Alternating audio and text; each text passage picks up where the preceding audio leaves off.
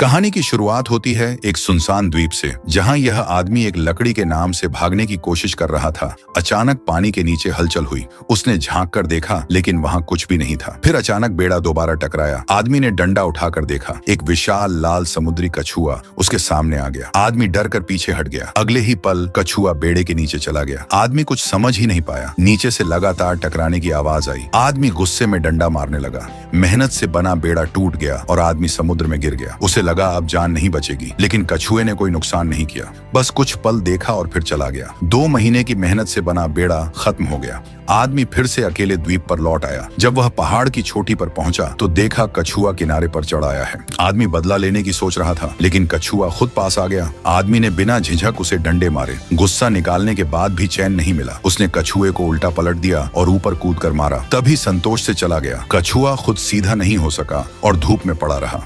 आदमी ने करीब जाकर देखा कि कछुआ अभी जिंदा था।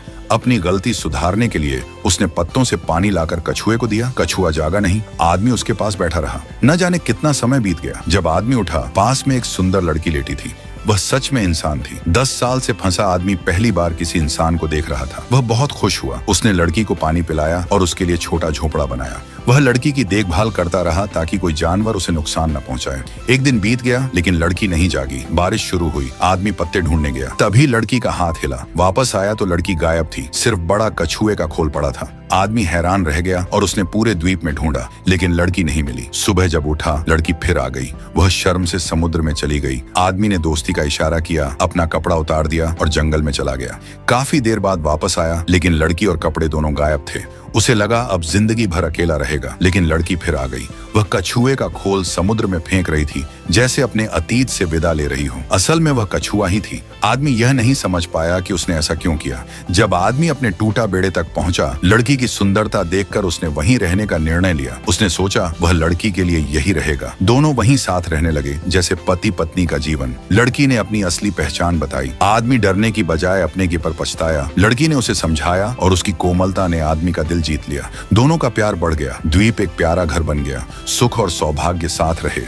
समय के साथ दोनों को एक बेटा हुआ। द्वीप पर खुशी छा गई। न घर का कर्ज, न गाड़ी का बोझ। परिवार समुद्र किनारे सुकून से जीने लगा। एक दिन बेटे को बोतल मिली। वह पहली बार बाहरी चीज देख रहा था। वह पिता को दिखाने दौड़ा। आदमी रेत पर उनका चित्र बना रहा था और बाहर की दुनिया भी बताई, जहां और लोग और अलग अलग जीव रहते हैं। पिता ने बताया कि वह लहरों से यहाँ बहकर आया था। बेटा बाहर की दुनिया देखने के लिए उत्सुक हो गया। एक दिन जंगल में वह फिसल कर खाई में गिर गया और पानी में चला गया। पिता बचाने दौड़े, लेकिन माँ ने रोका, क्योंकि वह खुद कछुआ थी। उसने बेटे को रास्ता दिखाया। बेटा समुद्र में निकल गया और वहां एक बड़ा कछुआ मिला। उसने उत्साह से बताया कि समुद्र में और भी कछुए हैं। बेटा उनका दोस्त बन गया। धीरे धीरे बेटा अकेलापन महसूस करने लगा और बाहर की दुनिया देखने की चाह हुई। समय बीतता गया। एक दिन समुद्र में सुनामी आई। लहरें द्वीप की ओर बढ़ी। परिवार भागा, लेकिन लहरें बहुत बड़ी थीं। सारी द्वीप डूब गई। बेटा किसी तरह बच गया और उसे माँ मिली। माँ ने कहा, पिता को ढूंढो। बेटे ने समुद्र के दोस्तों को बुलाया और पिता को पाया, जो थक कर डूब रहे थे।